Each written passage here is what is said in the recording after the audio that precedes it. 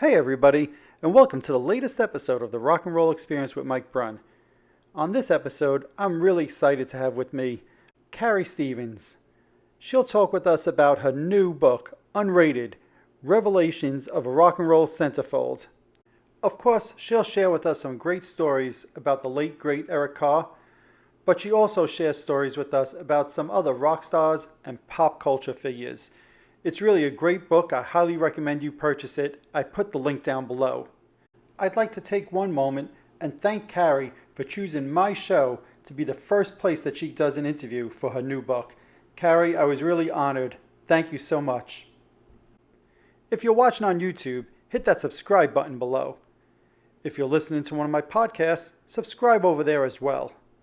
Also, head on over to Facebook and follow my page, The Rock and Roll Experience with Mike Brunn, where each and every day we talk about all the rock and roll music that you love. Now, without further ado, let's get started with my conversation with Carrie Stevens. Hey everybody, welcome to the latest episode of the Rock and Roll Experience with Mike Brunn. Today I'm super excited and super honored to have with me a very special guest, author of a new book, Unrated, Revelations of a Rock and Roll Centerfold. Please welcome to the show, Carrie Stevens. How you doing, Carrie? I'm doing good. Excellent. Good considering, the whole quarantine. Yes, absolutely. Yeah. Now, and you're in California? Yeah, Yeah, I'm in the Los Angeles area. It's basically like we're still quarantined here. Yeah, I know. I'm in New York. Funny because I dropped my son off in Arizona at college in the last few days, and it's so different there. Yes. It's so different. We're here, we haven't seen anybody without a mask on since March. Right. And we drove into Arizona, and there's actually people walking around the center of town with no mask and sitting in restaurants. I'm not saying what's right or wrong. I don't get into the great mask debate. That's the last thing that is what I don't want to talk about. Absolutely. Anything in my book, but let's stop the COVID conversation right Absolutely. Here. Perfect. So I guess why don't we just start off, and I know you briefly touched on this in the beginning of the book. What made you decide to write a book at this point of your life? Why don't you share that with everybody? Well, it wasn't exactly at this very point of my life that I thought about writing it or even started it. The first time I started writing a book was probably, I think it was 28 years ago. Wow. Maybe 27. And of course it was about my experiences with Eric and losing him. And that was, I remember the first computer I ever had, this clunky old thing that my grandfather gave me. All you could do was word processing back then. And I started to write the book then. It was that long ago. So probably, I don't know, 27, 28 years ago now. It was a long time ago. And, it was too hard. It was always too hard. I could have made an entire book on that subject, but sure. It didn't get easier. It got harder and harder to revisit that era of my life, especially as I moved on, as I had to, and grow and evolve on my own. It got more emotional, more difficult to go back to that. It was in 2002 when Gene Simmons had a publishing company and he put me on his cover of Tongue that I pitched him a different book that I wrote. I wrote a book called Big Babies, a book proposal, which is 50 pages, just pitching, your book to give to a publisher. And it was basically a cross between how to handle your man and your toddler, because I had a boyfriend and I noticed that the rules I had for my toddler also applied to my boyfriend. I thought it was funny, right? Yeah. It's very funny. So I approached Gene. I gave him my book proposal and he liked it, but he came back to me and he said, you know what I think you should do? You should write a book about being on the road with Kiss. And I sort of my heart got tight and I felt myself get vulnerable. And I went, I have problems with that. I didn't tell Gene what my problems were, and I'm not sure I even knew what my problems were at the time. It wasn't just revisiting the sadness of Eric's loss. It was about living in his shadow.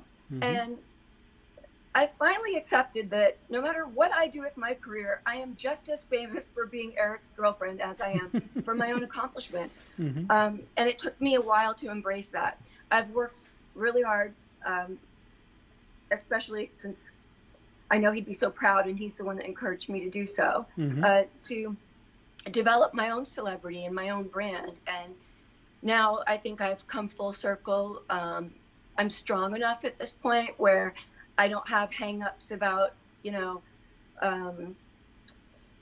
living in his shadow. I always felt guilt. I'm sure you noticed that Mm-hmm. I never tried to capitalize on Eric or anything. Mm-hmm. I had many, many opportunities. Of course, yeah. I never felt right about it. The Kiss Expo is the first time I came around at all. Mm-hmm. I had many opportunities. I mean, I didn't feel right. I let Eric's sister, you can have my pictures, you Mm-hmm. do it. But I felt like I didn't feel right about it. I felt like it should be the two of us, not me. And then I finally, after the Kiss Expo, I realized that it is me. It is Mm-hmm. about me. The book wouldn't be completely about him, but I have this huge fan base that I inherited from Eric that wants to know about his life, and they Mm-hmm. want to know about our relationship, and it makes them feel closer to him. And I'm sure you know now that you read the book, carrying the torch now becomes not just a duty but an honor. And it's a very strange place I landed in my life. It's a strange existence, one I didn't expect and didn't ask for. Absolutely. But it's certainly beautiful. Mm-hmm. No, and that's one of the things you touch on in the book. And I remember when you posted this a couple of years ago, where you kind of said the pressure that you felt trying to keep And I Eric's remember you legacy. responding. Yeah. Oh, thank you. And Mike, you were in my mind. I may have not included your name in that Nice. paragraph, but you were in my mind when I said, in fact, they didn't the Kiss fans didn't just understand it, they released me. Mm-hmm. And taking that pressure off and you being so understanding was the very thing that turned my thinking entirely around, and realized that it's a privilege to do so. Well, thank you. I appreciate you saying that. And, to me, I'm sure And by that, the way, I haven't gotten any mean comments from any that's Kiss great. fan. That's, and Like, nor should years you. now. Nor should you. I think it's been a couple years. I still get, the occasional, one that is a little strange, like someone thinking they're him and reincarnated, trying to reconnect with me. Mm-hmm. That That's is very weird. Yeah. Those things throw me, but no one's been mean to me, thank God. Well, thank God, no, because you don't deserve Yeah. that. And one of the things to me, if somebody reads the book, they'll see that, like you just said, you had a very successful career long after the passing of Eric. You've done many things. You've dated people far more famous than Eric. With no disrespect to Eric, I love Eric dear. He's my favorite Kiss member of all time, right? If you wanted to ride the coattails, you could have been pushing all of those things about yourself, but you don't. Right, and like you said, you kind of laid back, and No, and I think I used to be more private, and mm-hmm. I used to care what people think. And you get to be a certain age. I think you get to be about my age. I'm 50, and Mm-hmm.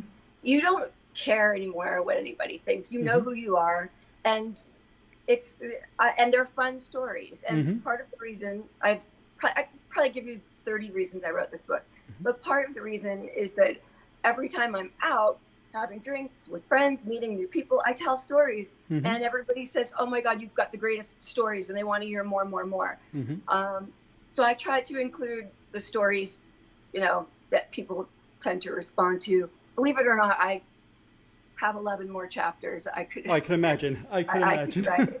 And that was the tip of the iceberg. Yeah. But Well, one of it's the already things to me. 340 pages. Yeah. I want to read one sentence from the book, literally one sentence, because to me, this summarized the positive vibe. And like, you had an opportunity, if you wanted to, I'll say, trash probably a number of people, but it's not that type of book.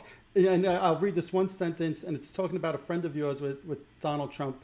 And we won't get political here, but it just says, "She told me details so obscene that if I repeated them in this book, my memoir should turn into trash, so I won't." And when I read that sentence, I said, Carrie really wants to try to take the high. If you would have included that in this book. Yeah, I want to hear what you have to say, and then I'll explain where that came from. Yeah, it's on page, let me see, my eyesight is horrible. Looks like 237. To me, when I read that, I said, here's your opportunity to publish all the trash that you want, and you'd sell hundreds of thousands of more books. But that's not what you want. And from reading this book, I said, that's not who Carrie is. She wants to share her story. I get one chance to tell my life Yep. story. It's Mm-hmm. my life. Agreed. Originally, in the first drafts, those details were in Mm-hmm. the book, and they were the two male editors I had helping me pushed, encouraged, encouraged. Not only that, but some other things that I didn't feel right about. They said, well, you want to sell books, and I said, I don't want to sell books that way. I said, I want this to be a really good book. I want you to read it in 20 years and never have heard of Carrie Stevens, but it's still a good book. I don't want it to be the National Enquirer. And my choice, believe me, I had pressure from these people because sure. they're more successful, they're professionals in the industry, and they really pushed me. And it was about probably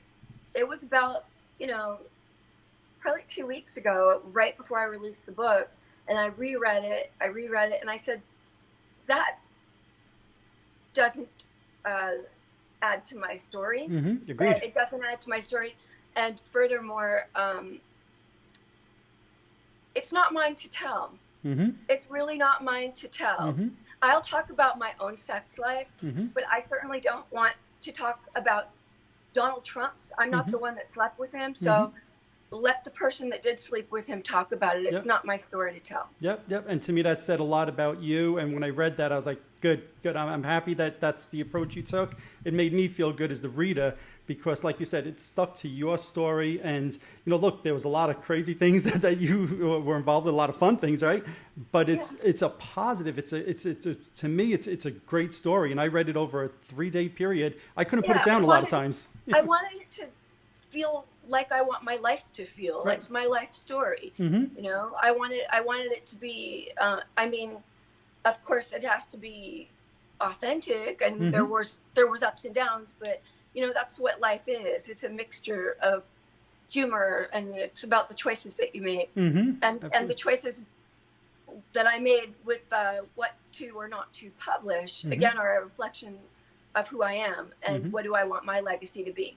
And I don't think a memoir is a place for revenge. Agreed. No, very well said. So, one of the things I noticed also when you get the book and you look at the names of all the chapters, they all start with don't, right? So don't tweet before you think, don't pose for Playboy, so on and so forth, right? Why did you choose to do that with starting every chapter? And again, don't. I did everything typical of me. Everyone told me not to do that. People I asked for advice. They said, don't, it sounds negative. I said, not when you read the book, then you understand that it's tongue in cheek and it's funny, and people without a sense of humor might not get it, but I think not one person I've talked to doesn't get it. You all think it's funny. And the way that I came up with that is when I decided I was going to be serious about writing a book 2.5 years ago. I was sitting at my dining room table and scribbling, and I was like, how do I put this overwhelming mass of information and compact it into a book, and where do I start, and what am I about? And I was kind of being self-deprecating, but I just started scribbling all the things that I did, and I had to laugh at myself because they're all the things you're not supposed to do. Right. So that's how I got the idea. No, and I loved it. I thought, and I got the whole tongue-in-cheek point of view because, like you said, you're very positive throughout this book, and you point out, like when you were in Playboy, how that empowered you. So anybody who actually reads the book will realize that you feel empowered, you feel positive. That doesn't mean you're going to go through ups and downs. I know I have the KISS fans. I have their attention. I'm hoping, when this book gets more traction, I'm hoping that my point of view about things like posing for Playboy and how that empowered me, I hope that gets out, because I think there's a lot of negativity, especially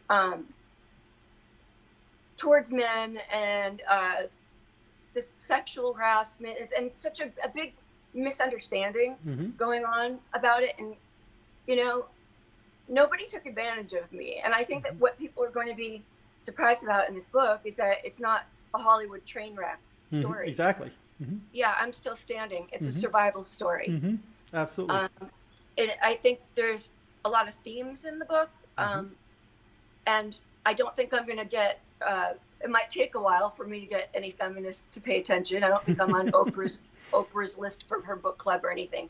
But I have a lot of, I think, interesting points about that when I talk about my choices, the whole way that I decided to make the choices I made in life. It was the narrative that was told to me. It was pretty much, I went with the flow, and that's where I landed. I didn't let it destroy me, and I'm very fortunate. I say it in the book, I'm fortunate that it was Kiss that I ended up touring with and not another band, or I might not be a survival story. They were not your typical 80s band. I ended up, or 90s, I don't know. I guess they're forever. Or Yeah. I don't know. Forever. There you go. Yeah, I can't sing. I remember you But saying that in the book. I'm sure that happens to you all the time. Do you have song lyrics like pop in your head at All the time. Absolutely. Yeah, so that's one of the things to me in the book. You mentioned, like, talking about yours and Eric's relationship. You mentioned at one point Gene said to Eric he should marry you. And when I read that I'm like, wow, that's like in the late 80s when Gene wasn't into marriage at all. So that... Yeah, that must have been 89. That was 89. Right. And it was, I think that was when they were recording at Fortress, and Eric invited me to the studio. And when I showed up, I mean, I didn't know if they were, Gene and Paul, to this day, I don't know if they remembered me from, you know, the other stories in the book on the road before then. I don't know. Probably not. But yeah, I was so shy around them, and I was just clinging to Eric's arm. And yeah, the minute Gene saw me, he said, "You should marry her. You really should. You should marry her." But yeah, obviously, you know, it was a nice compliment. Absolutely.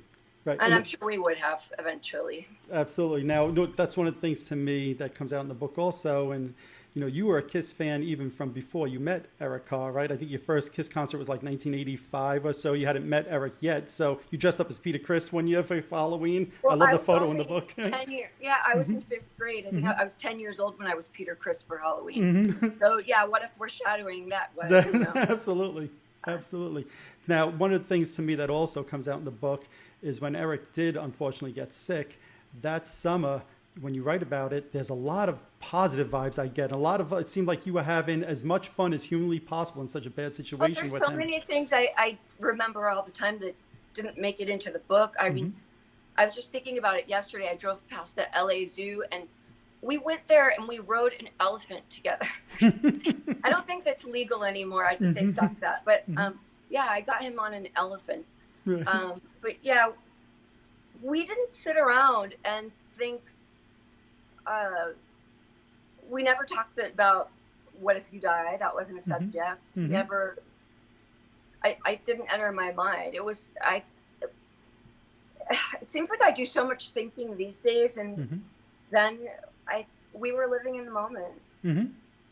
Absolutely. That's what comes through to me in the book. And I loved that because obviously I wasn't there. I don't know what Eric felt like, but kind of hearing those stories from you, I think Kiss fans will really appreciate hearing some of those stories in the book about how it was, again, as much as possible, very uplifting summer for him. So I really, as a Kiss fan, I enjoyed reading about that so much. I enjoyed seeing the letters that you were writing to him in the summer of 91. Oh boy, you know, and I won't talk the details. I'll let the Kiss fans see it, or you could. You know? Those were written while he was in the coma. And you know, I went back and forth about whether to publish those or not because they're so personal, and I've never seen a book do that. But I went back and forth about it with my son. Actually, I said, "Is it too depressing?" And he said, "I think it'll make people feel like they were really there on your journey." That's what happened. And I reread them, and you know, the one where I say, "Your Caesar salad is still in the fridge. It's starting to look really bad. And you did my laundry last time. Thank you for that." You know, that I wanted, when I saw that, I said, I need to include this because people do need to understand that we were a real couple, just like anybody else. You know, Caesar salads go bad in the refrigerator. There's laundry to do. You know, I think it helps the reader understand that our closeness. I mean, we didn't have cell phones back then, and I don't think I bought toilet paper without telling him. You know, we were very, very close. Right, absolutely. Now, just out of curiosity, in the book you mentioned something along the lines of like Gene and Paul owned the Eric Carr persona. when I read that, I was wondering, did Carrie call Eric, or did she call him Paul? Like, what did his friends? Eric. You did. That's Yeah, interesting. to this day, when I talk to his sister, I talk to her all the time, to Loretta. She's always saying Paul, I'm going Eric. But we know what each other means. So, right. I mean, I never called him Paul. He was always Eric to me. Right. Very interesting. So, but his family obviously still refers to him as Paul, Yeah, understandably so. Right. Yeah, and owning his persona is basically what I meant by that is, he couldn't really make a free decision on his own, or it was limited to what he could do. I mean, they basically owned his choices, and sure.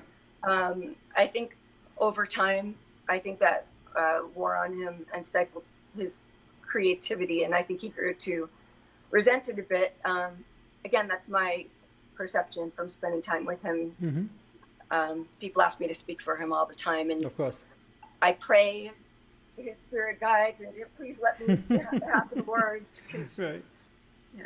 Right. Now, in the book, you also detail, and KISS fans have heard the stories about it, that Eric, I'll say, was struggling in the summer of '89 during the Hot in the Shade tour, not talking to band members. I was surprised to see, even in the book, some of the ups and downs that you guys were having during that time. It sounds like Eric was really struggling that summer.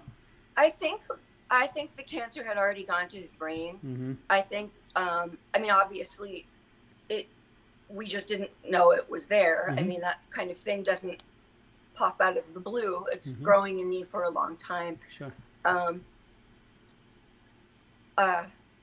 He did change a bit, and it tormented me because I didn't know what I did wrong, and everybody expects me to have all the answers as to what was going on with the band, and I can tell you a few things, but then again, he shut me out a lot too. So I know conversations I overheard, things like that. When he was sick, when he was more open with me.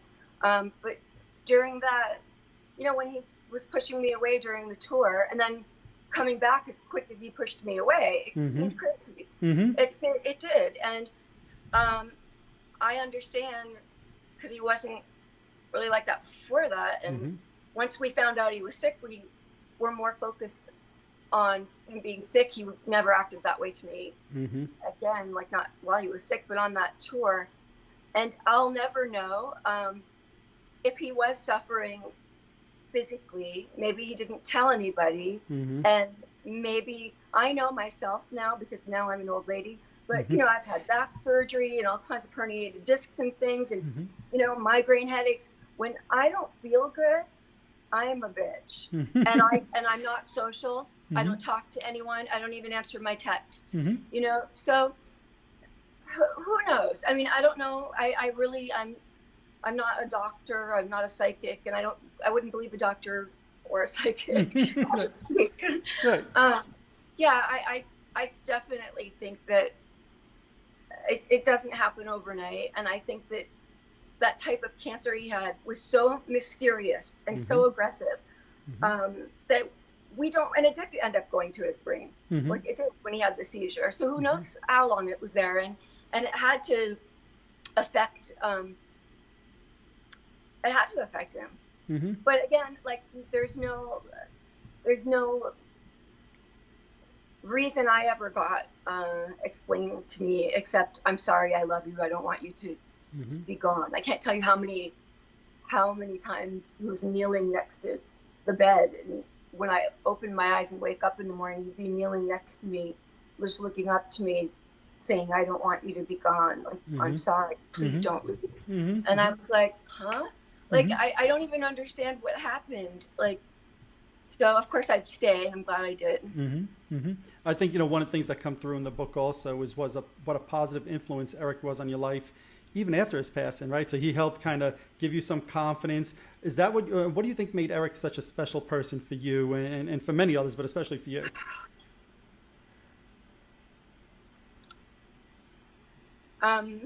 Gosh, I always cry, don't I? We could go to another question if it's going to be too tough. No, it's okay. It's all right. It's just the things that he did for me touch me a lot because you ask why he was so special.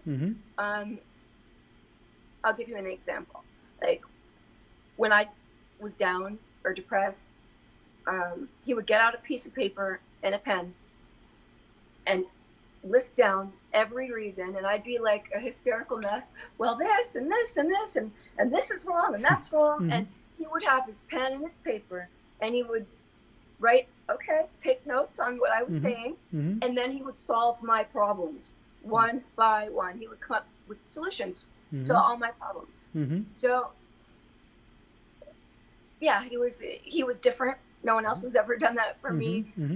I've done that. I've paid it forward to many of my friends now. When they've been down in the dumps, I get that pen and paper out, write down their problems, and try to help them solve them. You know, he listened to me. You know, where I never felt heard before, that anyone cared, and he listened to me. And not only that, like he actively helped me, and he really cared. Not just about me. I mean, I remember cardboard boxes in his apartment, like full of fan mail, and he wrote back to everybody, like one by one. He was, you know, just. I forgot the whole question. That's okay. I actually what made him so special, but I think you did a great job explaining that. And you know, for me as a 40-year Kiss fan now, sadly, he is literally the one and only Kiss member I never met. And I often say, even though I never met him, he's impacted my life because I figured, as many people did, I had 20, 30, 40, 50 years to meet him, tell him what he meant to me as you know, I'll say my musician idol. And then that was taken away, right? Not in the same way it was taken away from somebody like yourself. But now it's taught me, live in the moment. You don't know what tomorrow is going to bring. You can't wait for next week, next month, next year. You never know. So, you know, to me, that's pretty much why I got the book out. When I did, I had it written for a year, and I had a big agent in New York that had it. And he was just not doing anything. And when the pandemic happened, I mean, he wouldn't even return my emails. But when the pandemic happened, I said, you know what? I didn't get where I am in life by waiting for some man in a suit to give me his permission or his approval. And I'm going to figure out how to do this on my own. So I did. I created my own S Corp. I created my own publishing company. And I shot that cover in my living room 3 weeks into the pandemic. That's amazing. So, yeah, but it's amazing now because people are looking at it, and it was number 15, you know, in the United States. Yep. I think it was yesterday or the day before. I don't really look. My friends keep texting me to tell me, so it's exciting. But it's almost unheard of for a self-published book, and I've done no press. You're my first interview, so sky's the limit.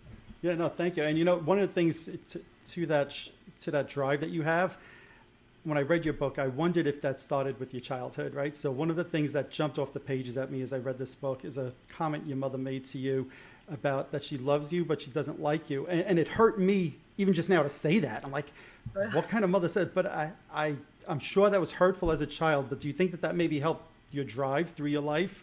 Not to give your mother, and I'm not trying to justify that, but how did that make you feel as a kid? And do you think that helped you with your drive at all? According to my book, it sounds like it did. I mean, I don't think of it that way. I don't sit around going, "Oh, thank God she said that." Of course not. No, who would? I wouldn't be who I am today. No, but you know, that's a tricky. Family issues are tricky, and when my first draft, like 100 drafts ago of the book, I had a dinner at a girlfriend's house. There was 4 girls there, and I read them. Some of it, a few chapters, and I wanted their opinion on what do you want to hear more about? What do you want to hear less about? And they all wanted to hear more about my mother. And I said, that's a different book. If I wanted to write a book about a mother-daughter dynamic, that's an entirely different book. And those things are difficult. I mean, my mother's still alive. My sister told me the other day that she's bought the book, and I'm like, oh God, how did she find out about it?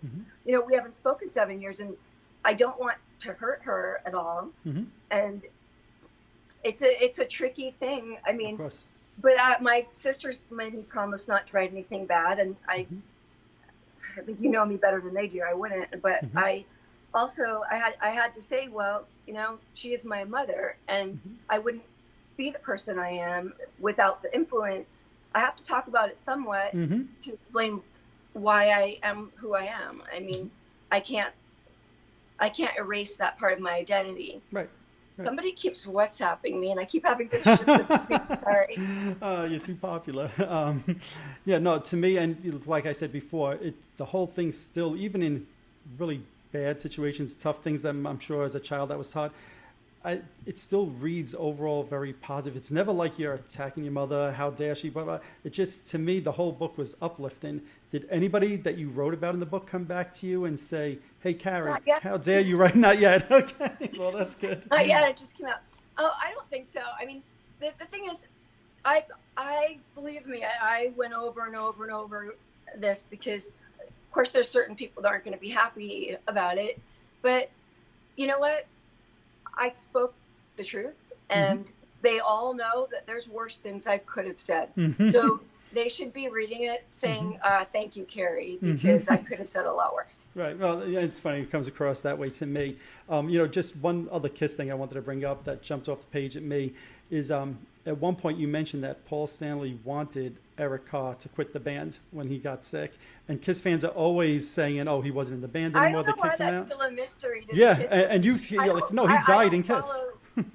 Well, I don't follow Kiss's interviews. I'm sure you do. I don't know what, honestly, I don't know what they really don't say anything. They don't say very much about it.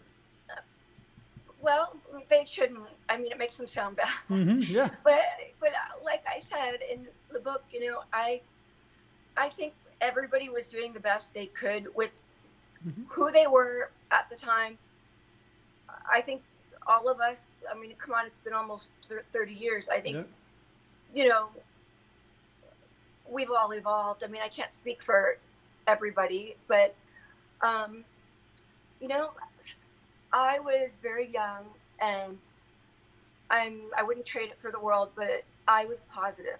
And Eric and I had positive affirmations, that we posted all over his hospital room from Louise Hay's positive affirmation book. And the doctors would all say, like, what is this? But we repeated the positive thoughts all the time, to heal him. So I was very resentful when we were trying to be so positive and healing, and then they're coming along and taking that away. They're taking away the positive energy by basically treating him like he's already gone, which is what it seemed like to both of us. And Eric was very aware that Eric Singer was being groomed, especially because he and Paul didn't get along. It was he and Gene got along better.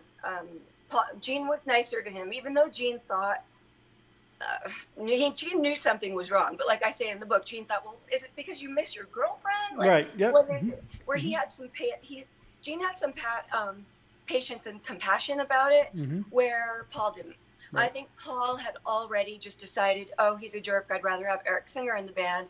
And Eric Carr being sick was a perfect timing for him to get rid of him. I mean, look at him. I mean, I don't talk about it in the book, but all these years later, he still doesn't speak highly of him. So obviously, he had a problem with him. That's no secret. Which is a shame. It's a total shame. Yeah, it's a shame. It's a shame that he couldn't just let go, because nobody wants to hear anybody speaking ill of the dead or disrespecting someone who's not here to stand up for themselves. And it tarnishes my image of the man a bit, but however, onward. Right, onward, absolutely. So after he passes, you say that a number of people came to try to support you, and there's a couple of people that stuck out in the book to me. One especially that's I think will surprise a lot of people. Bobby Rock, which I don't think surprises anybody who's met him and knows him. Super nice guy.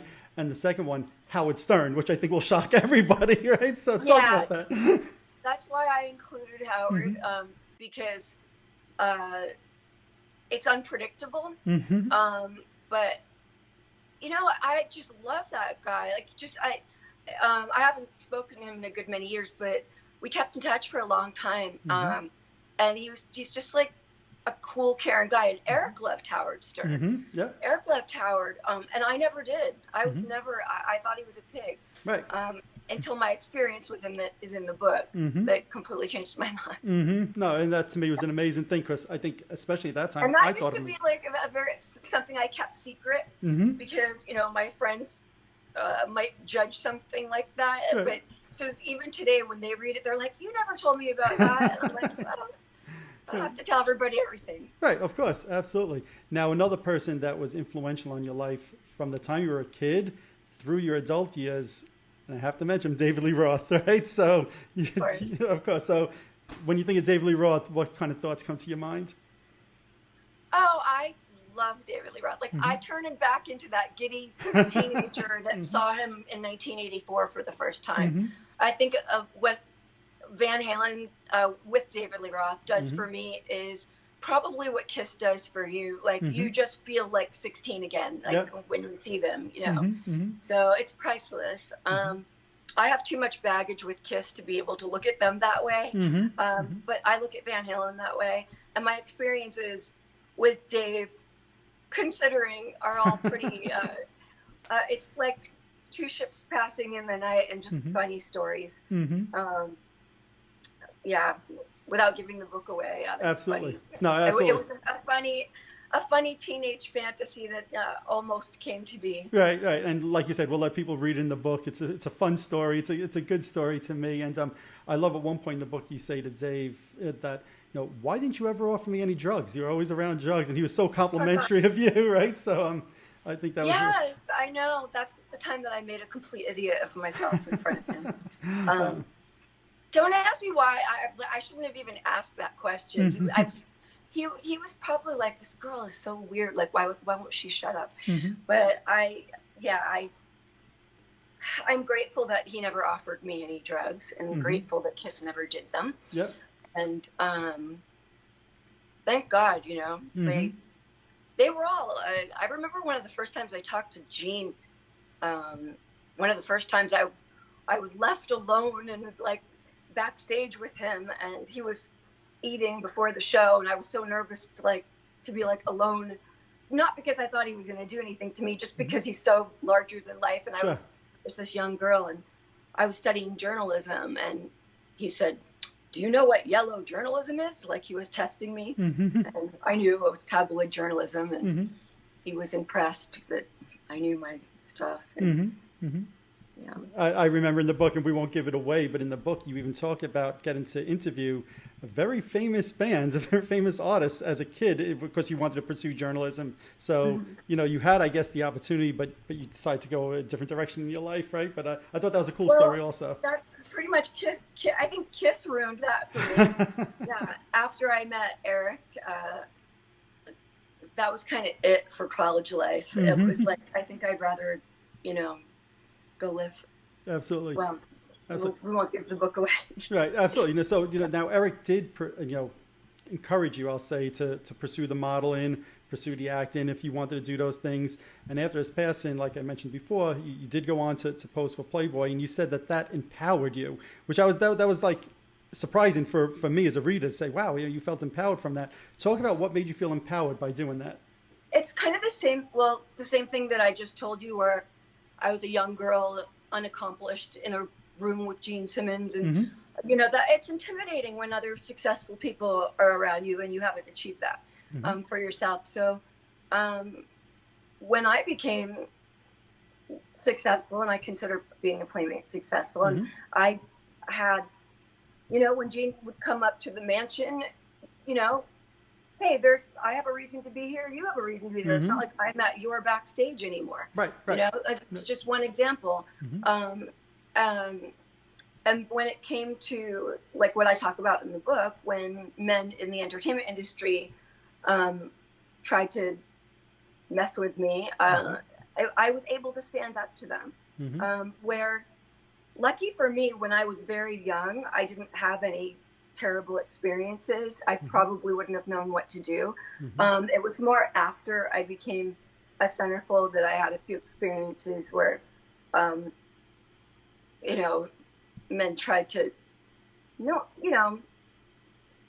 make me uncomfortable or suggest inappropriate things or push themselves on me in professional situations. I had the confidence to stand up to them. because I had power. Like I had a brand behind me. I had an iconic brand behind me. Sure. I had, and yeah, and the self-esteem that I gained. Something about, there's just something about stepping into your own power when you have a title and a platform. And I found my voice, so to speak. And I wasn't afraid to stand up to anybody. Yep, and you know, you just touched on it, and again, we'll leave people to read it in the book, but the brand actually did stick up for you when there was some difficult times for you, and I thought that's one of the things that I found really good to hear, you know, not knowing much about the brand. Always protected us. I mean, I missed the Playboy Mansion so much. I mean, it got to be to the point where I wasn't comfortable anywhere else. I mean, I would only want to go to the Playboy Mansion, be it Friday or Sunday night for movie and dinner, or the big parties, or if I ran into half out, you know, at a nightclub, I stayed with that group, because even if I wasn't part of his entourage, his security people would walk, you know, us to the bathroom, walk us back. You know, they always made sure that we were okay. If ever, you know, anyone even bothered me on an email, or we had a whole security department, I just call them up and say, hey, this was strange. You know, only once I ever had to contact Gene about a strange Kiss fan threatening me that was sending letters to Playboy, to my manager, to my home address, to my PO box, like threatening me. That was really bad. And I not only contacted Playboy, I contacted Gene about it, and he filed it away with Kiss's security team. So I appreciate that. I hear stories like that. I don't even know what to say as a Kiss fan, other than sorry on behalf of all Kiss fans that you'd ever have to put up with that. There was only one, thank God, only one did that. Only one out of millions, you know. And you mentioned Hugh Hefner before, right? You ended up with a long-term friendship with him after you were in Playboy, right? Yeah, we 20-year friendship.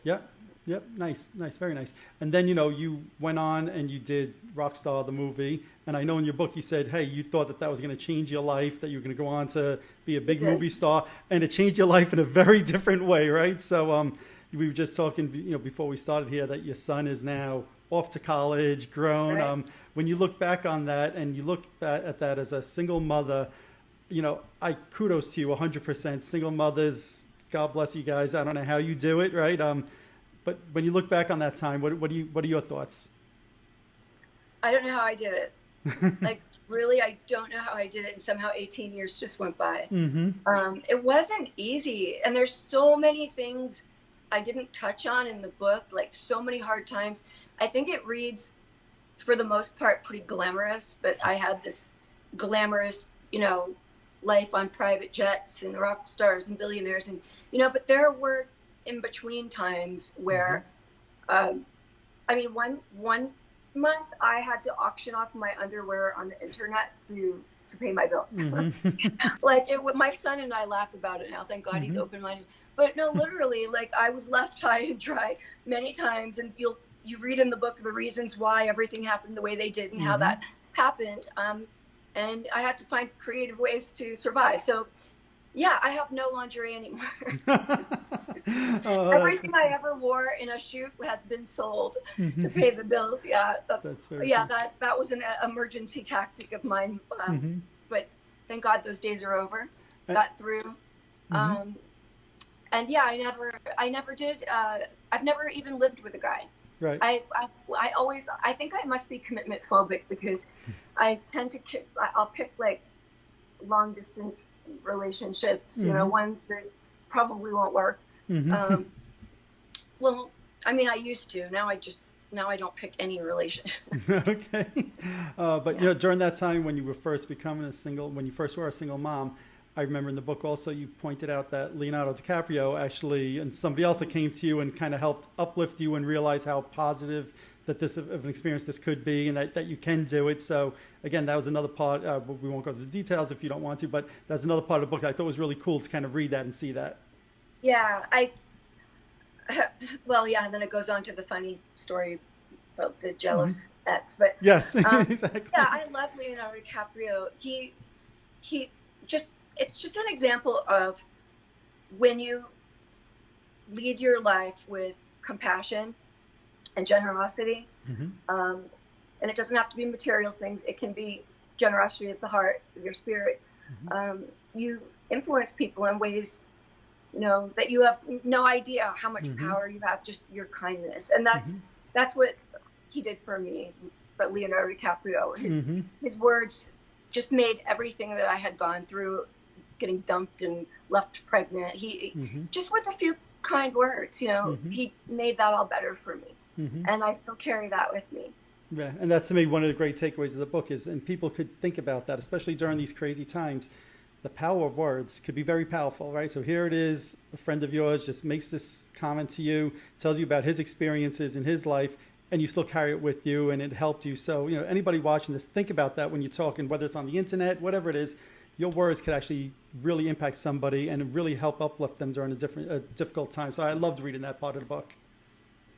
Thank you. I'm glad I included that. Yeah, no, absolutely. So another thing, and I'll be honest, I didn't know this part of your life, and I am a sports fan, but the whole John Elway story, I had no idea that you were with John Elway for pretty much the better part of 3 years, it seemed like, right? Yeah. It was very tumultuous. Yeah, that was another one where I was like, how much of this do I want to tell? And that it was hard because I'm not writing the book to destroy anyone or to take anyone down. Probably could have if I wanted. I got that feeling. Yeah, but he's welcome to write a book and talk about his experiences with me. It's just, we're all entitled to our story. And I think I did a good job in the book portraying exactly what the relationship was like. That it wasn't all balloons and roses, it was,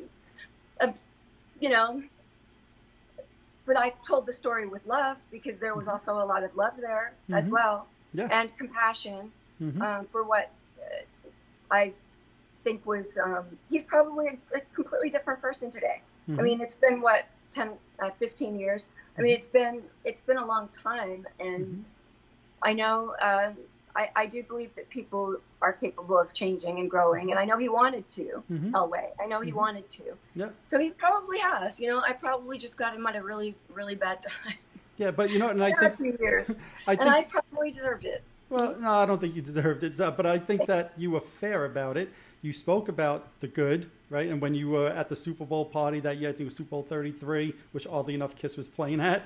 That was a shock because people would think, oh, how come she didn't know Kiss was playing? I didn't even know I was going to the Super Bowl. Right, okay. Right.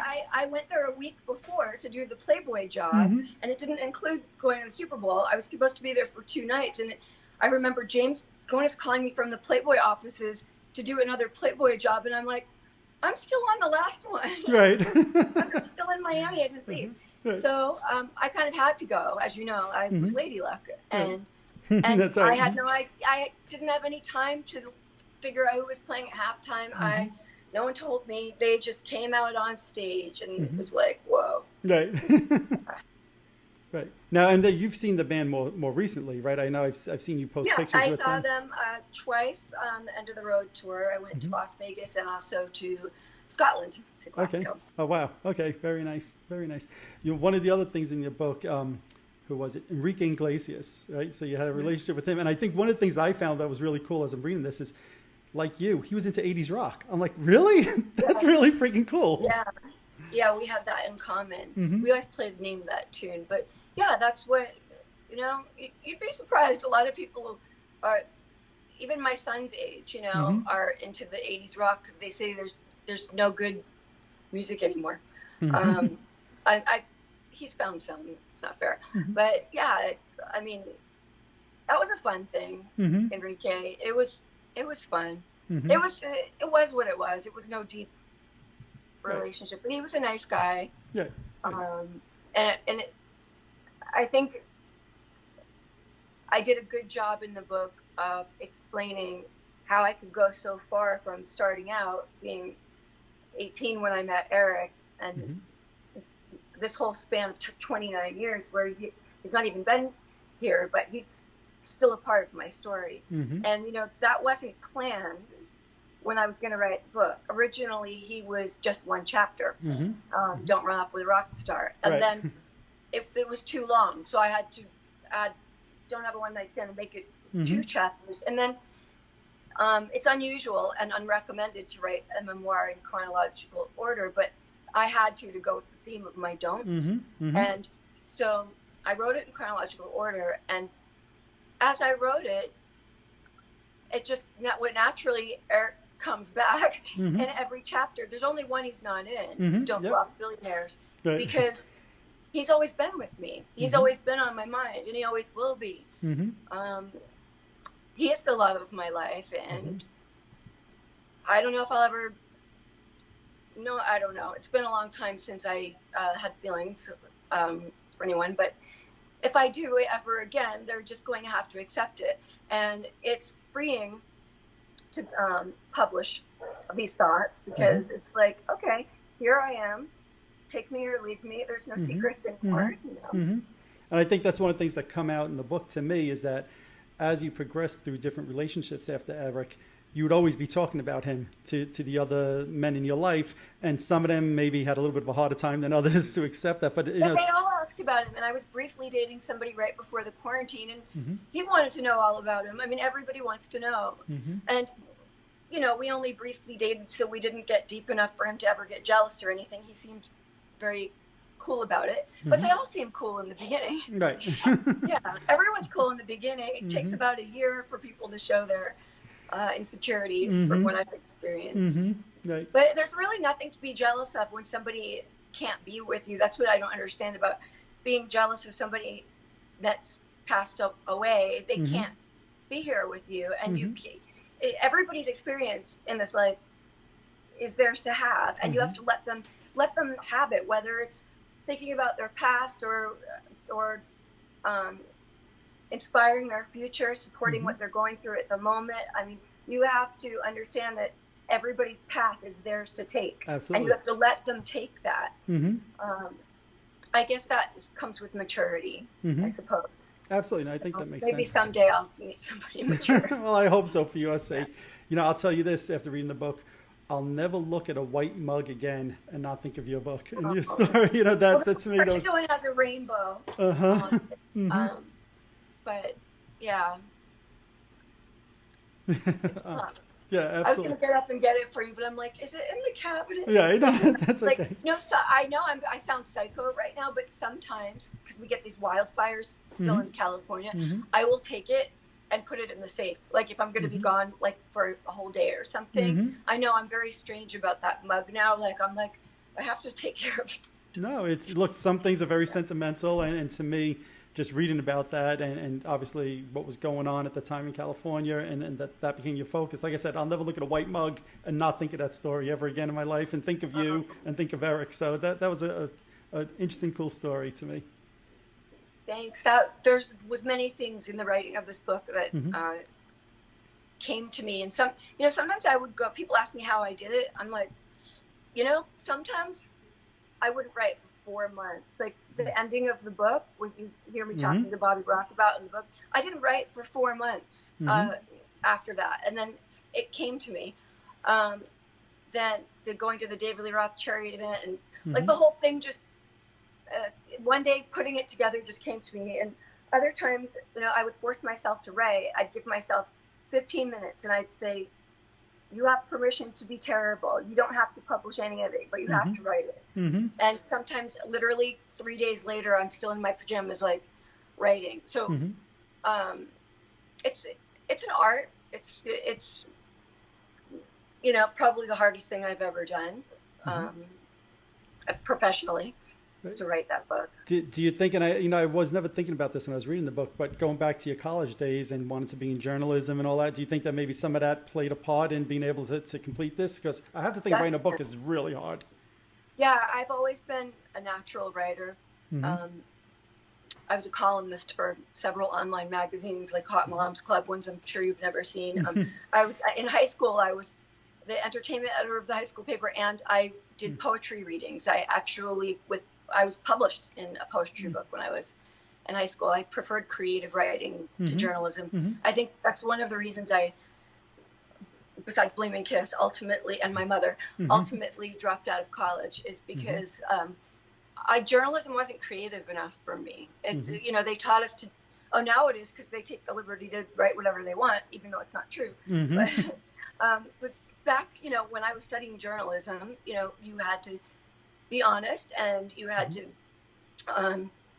take what you wrote and chop it into 5 sentences of fact. So there was nothing creative about that, and I wanted to be creative. Absolutely. And, you know, even I remember when I met you at the Indie Expo that you referenced before in 2018, you had actually started your own businesses, and you were doing different things as well, right? So are you still doing that? Yeah, I'm an entrepreneur. I have a new business. Well, it's fairly new. It's not really that new anymore, but stayyoungandskinny.com. And what that is a company that I have with my dad, because my dad's a scientist, and he invented a molecular hydrogen molecule. It's patented, and it's binded with a special kind of fiber and prebiotics, and there's no calories. Now it's a whole commercial for that. But the funny story about it, because I think people would rather hear about funny things than molecular hydrogen, is that I couldn't think of a good name for it, because I hate the name of my father's company, Nutrigenome, and the name of the product was H2 satiety gel, and I'm like, God, Dad, that sounds like a sex lube. It's terrible. And he's like, you know, mad at me for saying it sounds like a sex lube, but it does. It's H2 satiety gel, like you're satiated by the gel. It's kind of creepy. So yeah, I was racking my brain. I thought, you know, I'm just going to create my own website, sell the product on. And then one day it just popped in my head, and I'm like, that's it. Stay young and skinny. Because as you read in the book, after I saw David Lee Roth, what was it? Almost 2 years ago now, not even, it'll be 2 years in September. When he was walking away from me, he turns and he said, stay young and skinny, Carrie. Right. So those, like we said, people don't know the influence their words have on you. There was another example of somebody's words having great influence. And so it turned out to be the perfect name for my website. And now I'm rebranding the H2 satiety gel. Okay. I've trademarked the name Skinny Snacks. So we're repackaging. Much better. It's a great product. Yes, great product, but getting a better name. Yeah. Very nice. And now you're also working with, I think you do modeling for some Van Halen products as well? I did. Not anymore. Okay, not anymore. Okay. Yeah, you know, that was an honor. It was fun. That's their merchandise. So since the quarantine, gosh, like right before the quarantine, I got heavily back into my acting. I was going to classes and getting so many auditions. I actually booked a movie on May 2nd, indefinitely postponed now. It's been really, really tough. It's just, you kind of have to be in this climate, rethink your entire life. Of course, yeah. There's no better time to be a survivor. Yeah, so again, back to the book, where when the pandemic happened, I was like, not waiting around for some guy in a suit to approve. And believe me, I went through agents and lawyers and publishers, and you know what? No one was doing anything, and they were actually coming up with problems where there weren't any. And they were suggesting that I write things, I'm glad you touched on this in the beginning, that weren't, that wouldn't be a reflection of who I was. And they wanted me to say that, like, the more incriminating to others that I sound, the happier they were. And that just isn't who I am. I knew that I could write a really fun, entertaining book that showed my story and who I was, without having to sink to the low that they wanted me to. I had to be comfortable with what I'm doing because it's my story. Yeah, no, and to me that comes across big time. To me, like I said a number of times, it's a positive story. That doesn't mean there's not rough things to read along the way, but it always comes back to me sounding positive as much as it can. Well, I think I think that's probably a reflection of who I am as a person, because that's a survival skill, positive thinking. And believe me, I have my crashes where I Who doesn't? yeah, but you know what? I always pick myself up. And hold on, now someone's calling me. I have to decline it. Can you see me now? Yes, okay. I can. Yeah. Anyway, I always manage to pick myself up, and gratitude is extremely important. Whenever I get extremely down, I just start thinking about everything that I'm grateful for, because it's impossible to be depressed and grateful at the same time. So I think maybe that comes across in my book, because I do think that the stories I tell all have a bit of humor in them, no matter how dark they are. You'll find a place to laugh. Yeah, no, absolutely. And, we're not even touching on, and I'm not going to keep you forever, so I won't ask you to elaborate on it. But in the book, you talk about, friendships and relationships with like Matt LeBlanc, John Stamos, Bret Michaels, Michael Keaton, right? I mean, there's so much to your life, so many great stories. I mean, we could probably do a 4-hour session, but I think it's important that people buy the book, read the stories, and hear it from you. But, with all of those different relationships, is there anything else that you wanted to touch on that we haven't spoke on that you think is good for the viewers to know about?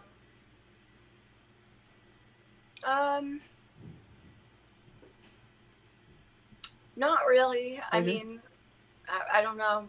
Yeah. I mean, I think they have to read the book, because it's very difficult to talk about it without giving away a full story. And I'm trying the kiss jacket, for instance. Who saved the kiss jacket? I don't want to say who. Absolutely. I'll butcher the story if I try to convey it. Yep. No, and you have a great story about, when you first met Eric. You have a great story about when you saw him again 8 months later, and I think it was New Hampshire, if I remember right, on tour. So there's a lot of great stories that, I want people to read about in the book. There was a very interesting story about Metallica in there as well. That kind of I read that a few times. I'm like, what? But I actually Googled it, and Google it when we get off of the phone. It's actually, before I published it, I'm not alone. Let's put it that way. It's actually a known thing. I did not know that, so I don't follow them, I guess, that closely that I would know that. But I was just trying to dot my I's and cross my T's. So I pretty much looked up everything I wrote about it to see if there's anything written about it before. And there was. Yep. Okay. Interesting. Yeah. Well, we'll save it for the people watching this to buy the book and read it in there. Interesting is all I'm going to say. Very interesting. I'll ask you this. Throughout the book, you refer to yourself as a small town nice girl. Is that the way you see yourself now, 50 years on in life? Do you still see yourself that way? I think I still have that same small town nice girl. I'm still friends with all the people from West Hardwick that I speak of. A lot of them have already read it. My best friends, Tanya and Lori, and with the girls I was best friends with then. I still am. People that live on that same street, I'm still friends with, thanks to Facebook, of course. Awesome. And I think she's in there. She's still in there. Of course, I've had many experiences that nice girl from the small town shouldn't have had, but did, and they didn't ruin me. But there's a part of me that's very vulnerable and not hardened, and I protect myself a lot. But I keep my circle very small. I don't put myself out there the way I once did, socially or anything. I think that just comes with when you're around certain scenes and bad energy and things like that. You're able to pick up on it, if you keep a little bit of, the same person that you grew up with. If you don't sell your soul, in other words, if you haven't sold your soul, if it's still in there somewhere, I can pick up on the energy when it's around me. And I keep myself very protected. I'm grateful that I survived thus far. Some by the grace of God, I wasn't always so sensitive or sensible, but I think now I'm much more in tune with who I am. Now I know who I am. I'm done exploring. Well, I'll say, on behalf of KISS fans, I know it's always not been easy to carry on Eric's legacy. And I know at times you, like you say in the book, you almost like didn't want to anymore. But now you carry it, right? It's not a job I ever asked for. Of course. There was before we started recording here, you asked if there's anything I didn't want to talk about. And in the past, when I've done interviews, sorry, these notifications keep in the past, when I've done interviews, I mean, long ago past, I'm going 10, 20 years back, like I would tell the interviewer, like, I don't want to talk about Gene and Paul, and I don't want to talk about when Eric was sick, because those things are just too difficult to talk about. Now that I wrote the book, which, believe me, it was not easy to revisit that. But now I'm not going to lie. I mean, I probably can't read chapter 3 or chapter 9 without crying. Chapter 10. Yeah. Chapter 10 and chapter 3, I can't read those chapters without crying. The Kiss Expo chapter and the chapter where he gets it.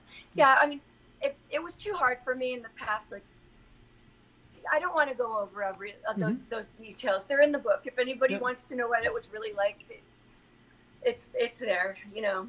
Absolutely. And you know, I'll say this. You know, you mentioned before about passing it on, and it was to me such a touching story in the book about how at the 2018 Kiss Expo, one of the fans who was there sadly passed away shortly thereafter in a horrible car accident, and how you were able to touch base with his girlfriend and pass on. We still talk. That's Jesse amazing. Jesse and I talk at least a few times a week. I mean, wow, that's great. Yeah, she texts me a lot. Like the other day she was experiencing the kind of thing I write about in the book, the night terrors and things, and she reached out to me to see if I ever had nightmares about Eric, and I was able to assure her that it's normal, and you just have to tell yourself it might ruin your day today, but you have so many brighter days ahead. And I promised her those days are coming, and they get closer and closer together. So yeah, that actually, I think it was Jesse's message to me that I reprint in the book. When she first reached out to me to ask me how to get over her boyfriend's loss, and that's where I got inspired from my last chapter. And I said, she was thanking me so much. I said, no, you don't understand what you did for me. Thank you so much, because now I understand like what direction this is going to go. And that's probably, and I hate to pick favorites. I cannot read that chapter. I've read that, I don't know, 1,000 times. I can't read it without bawling my eyes out. I mean, I don't want everybody to like think the book is all, it's not all sad. Yeah, I mean, to me, it was touching. It was touching. I don't want to. It was sad, but it was touching. Yeah, because a lot of Kiss fans knew him, and you know what Bobby Rock and you had years beforehand. You're able to pay that forward now to somebody else, and it's part of, to me, what speaks to the whole character. You know, Kiss fans are going to want to buy the book because there's a lot, obviously, about Eric Carr in there. You know, music fans will find, even the people who like pop culture will find a lot of the stories very interesting. Your stories, obviously, and throughout the whole thing, very riveting. But at the core is a person that I read is so good-hearted. Like the one sentence I read, you didn't want to tell somebody else's story just to sell books. It was just a good-hearted person and her story along the way. And if I was going to summarize it, that's what I summarized the book as. Thank you. That's exactly what I wanted the book to be. I wanted it to be my story and represent who I am. Absolutely. No, I think it does a great job. So where can people get the book? Amazon. Okay, Amazon. Yeah, the hardcover is going to be out sometime this week, I think. We just uploaded it last night, and I can't wait to see it because the jacket design is really beautiful. But the soft cover is available now on Amazon, and probably, because the mail is so strange right now, it'll probably be mid to end of September. I will have autographed copies for sale on my website, carriestevens.com. Okay, excellent. So if anybody wants an autographed copy, wait until mid-September. Go to your website, carriestevens.com. Yeah, they could order it there. I have cool things like Eric's sister made me trading cards, and she's making me bookmarks. She's great. She's been a great help. Awesome. And then I think you're going to also be working on an audio version of the book down the road. Is that correct? Yes, that's the next project. I'm not Excellent. sure when that will be done, but Excellent. I'm pretty impressed with myself because I'm doing this all myself. Like I don't have a big publisher doing it, but yet you'd never know looking at it. No, So I had no idea until you said it during this interview. I figured there was some Yeah. publishing company behind this. Well, I've created my own. Yeah. I created my own, and I've worked, as a model and an actress for so long that I know a bit about production and design, and I knew I wanted the cover of my book to look like the cover of a Playboy magazine. I bought that bodysuit on Amazon for $30 in a pandemic because I couldn't go out shopping. I called Playboy's people, like snuck them into my house during the middle of the quarantine. But I was going to get it done. I wasn't going to sit around waiting for the agent that blows me off, doesn't answer my emails, or publishers to tell me, oh well, we don't know how we're going to sell it. I go, I should contact them now. I'm like, I'm number 15. It's been a week. I knew the Kiss fans want to hear about Kiss. Absolutely. I mean, you're the first person I've talked to, but I mean, you pointed it out. Anybody that's interested in pop culture, there's so many other stories, and the Kiss fans are so, they were bidding at the chomp overzealous about the book. They wanted me to do this for so long, and they're so helpful with promoting it. But I kept pulling back before it was published. I'm like, well, it's not a book about Kiss. It's not a book about just Kiss. It's not about Eric Carr. Like it's about me. It's about you. Right. It's my. It's your story. picture on the cover, not his. Right. Yeah, and I had publishers try to give me the advice to put pictures of Kiss on the cover and Eric on the cover, like pictures of, and I said no, it's going to be me, and that's it. It's my story. I'm not riding anybody's coattails. So, of course, Eric's in the story a lot. He is the heart and the soul of my story. That's the only way to put it. And there's strange things that happen. I swear he guides me. Well, no, I'll just tell you one weird thing. Yeah. But I was trying to write the text for the back of the book, and I was trying to come up with like the last two sentences, because I knew I wanted to put Eric in there, but I didn't know how to write it. Well, I was talking to Loretta, Eric's sister. She's like, just write two sentences. And I'm like, sometimes it's harder to write two sentences than it is to write 20. So I came up with the two sentences, and guiding light was in it, and I went, no, that's too corny. It sounds like the soap opera I watched in high school. It's too corny. Okay. And then Loretta, I checked my email. She had sent me an email with her suggestion for the two sentences, and it had guiding light in there. So I turned to my son. I go, have I ever referred to Eric as my guiding light? And he said, no, I don't think so. So I called Loretta and I said, where did you get guiding light? Have I said that to you before? And she said, no, I just wrote it. And I said, then it's staying in the book. It's staying. Wow. I said, then it's staying, because obviously I think I know. Okay, I don't know how to word it, but I feel like if she thought of it and I thought of it, it was Eric wanting those to be my words. Yeah, and to me, it summarizes perfectly. And I do let him haunt me, obviously. But I think it does summarize perfectly the thread throughout the book of how he has influenced you, helped you, even after his passing. So I think, to me, the words sound perfect. Good. I'm glad they don't sound like the soap opera I watched. No, they really, I think it sums up perfectly the journey of him in your life throughout life and death. I think they're perfect words. And I think it's great that, obviously, again, it speaks to the person you are. All of these years later, you're still very close with the family. And I think, that shouldn't be lost on people that, this is now 30 years later, roughly. And here it is, you're mentioning his sister, and, you guys obviously talk on a regular basis. So, yeah, again, sometimes 7 times a day. Wow. And sometimes a couple times a week. And yeah, we're working on his Rockheads project together. We're working on another documentary about him. She's extremely supportive. I just went to see his niece. I think you probably saw pictures on Facebook. Yep. I just, there's no words for it. Like how I feel being close to them. It makes me feel like the closest I'll ever be, to him again, and also some of his friends. We all carry a love for him that's undying. Absolutely. And that comes through in the book, Carrie. And I just, again, Kiss fans will love it. I think fans just of pop culture, of music will love it. Fans of you will obviously love it as well.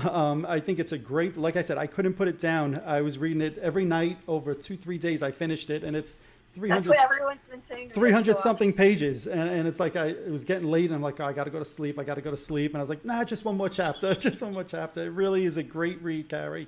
You should be very proud. Oop. I think I knocked you off Skype somehow. No, have you? Yep. Okay. I can see you. So like I said, you self-wrote it. You self-published it. Amazing job on it. You did the front cover yourself, right? You got the bodysuit and all that. You designed it all. Great job. You should be very proud of it. I wish you nothing but tremendous success. I'm so grateful that things happen for a reason. Had I not done it myself, I would have lost creative control. And this is the most, I'm going to toot my own horn for a minute. This is the most unique book I've ever seen. Have you ever seen one like this? No, not off the top of my head. No. The photo placement that I used, the authentic letters and the memorabilia. Absolutely. And I touched on a few of them. Right. The fact that I have a photo for the beginning of each chapter from each age throughout the story. Yep, absolutely. But again, I'm so glad I did it myself, because otherwise I wouldn't have got to design that amazing cover. I wouldn't have gotten, it was tedious work, but it's my life story, and I was very particular about which photo I wanted where, because they tell the story. No, and I love it, and I love the photos. The only one that knows how to do that is me, because it was my life. It's your life, absolutely. Well, very well said. So, on that note, I'm going to encourage everybody strongly. Amazon, go buy the book right now. I'll put the link underneath this chat, so that's nice and easy for anybody who's watching this. Just go right underneath the chat, hit the link if you're watching on YouTube, and go purchase the book. It showed up for me 3-4 days after I purchased it, and worth every penny, and great read. I loved it, Carrie. Thank you so much. Thank you, Carrie. It's been an honor to have this conversation in chat. And again, thank you on behalf of Kiss fans and everybody else. Thank you for telling your story. And thank you for reading it. No, it was great. So thank you very much. Okay. Excellent. Thank you. You take care. Yes, you too. Bye-bye. Talk soon. Yes, bye-bye. Bye. Alrighty, there you have it. I hope you enjoyed that episode as much as I did. Once again, Carrie, I'd like to thank you for choosing my show to be the first place that you go on and promote and talk about your book. I was really honored. Thank you so much. I hope everybody enjoys the book as much as I did. I certainly encourage everybody who watched this to click that link below and go purchase it. It's a real fun read. I think you guys will really love it. If you're watching on YouTube, hit that subscribe button below. If you're listening to one of my podcasts, subscribe over there as well. Also, head on over to Facebook and follow my page, The Rock and Roll Experience with Mike Brunn, where each and every day we talk about all the rock and roll music that you love. That's it for this episode. Thanks everybody for listening and watching. See you next time.